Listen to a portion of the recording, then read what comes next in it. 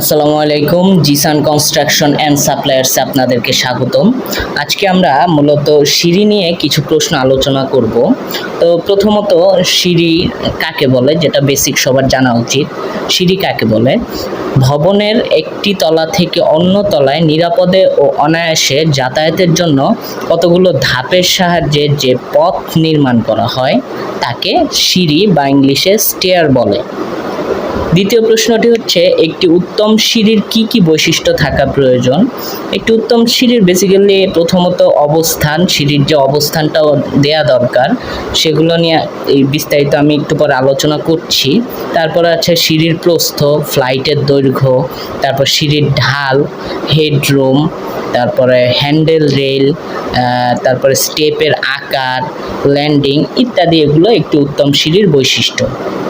তারপরে তৃতীয় যে প্রশ্নটা, যে ট্রেড এবং রাইজারের সংখ্যা নির্ণয়ের পদ্ধতিগুলো কি কি?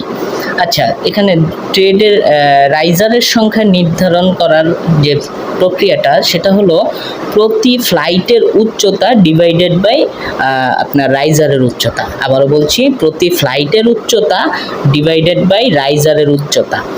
তো আর দ্বিতীয়ত ট্রেডের সংখ্যা যে জিনিসটা, এটা হচ্ছে প্রতি ফ্লাইটে রাইজারের সংখ্যা একটি হবে, মানে যেটাকে বলে step, first step, second step, third step, এগুলো এটাকে ট্রেডের সংখ্যা বলে, কতটি স্টেপ আছে। তারপরের প্রশ্নটি হচ্ছে, একটি ফ্লাইটে সর্বোচ্চ ও সর্বনিম্ন কতগুলি ধাপ থাকা উচিত? এটি একটি গুরুত্বপূর্ণ প্রশ্ন। সেক্ষেত্রে প্রতি ফ্লাইটে ধাপের সংখ্যা 10 থেকে 12টি এবং সর্বোচ্চ 15টির বেশি দেওয়া উচিত নয়, এবং সর্বনিম্ন 3টি।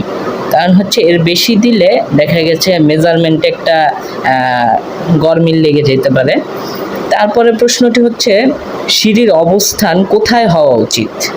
তো সিঁড়ির যে অবস্থান, এটা ধরেন আপনার যদি আবাসিক দালানের ক্ষেত্রে হয়, আবাসিক দালানের ক্ষেত্রে সিঁড়ির অবস্থান আপনার কেন্দ্রস্থল, এবং পাবলিক বিল্ডিংয়ের ক্ষেত্রে সিঁড়ির অবস্থানটা রাস্তার দিকে হওয়া উচিত। হ্যাঁ, এগুলো স্বাভাবিক হয়। এবং সেক্ষেত্রে ডুপ্লেক্স যে বিল্ডিংগুলো হয়ে থাকে, ডুপ্লেক্স, ট্রিপ্লেক্স, তো সেগুলোর ক্ষেত্রে আলাদা। তারপরের প্রশ্নটি হচ্ছে, সিঁড়ির বিভিন্ন অংশের নাম। হ্যাঁ, সিঁড়ির কয়েকটি অংশ আছে, সেগুলো হচ্ছে স্টেপ বা ধাপ, যেটাকে বলে step, first step, second step আমি বলছি। তারপরে ট্রেড, তারপরে রাইজার, তারপরে আপনার ফ্লাইট, তারপর নোজিং, তারপরে আপনার ল্যান্ডিং, তারপর সোফিট, তারপর ঢাল, হ্যান্ডেল রেল, হেডরুম ইত্যাদি, এগুলো সিঁড়ির অংশ হিসাবে ধরা হয়।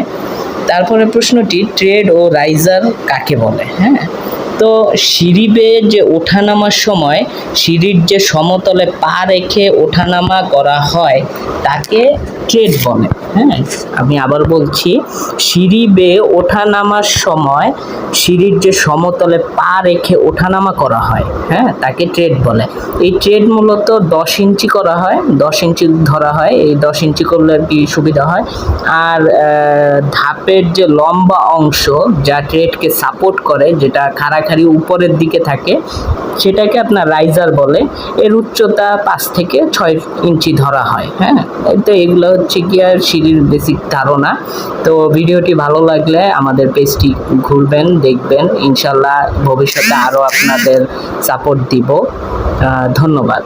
আসসালামু আলাইকুম।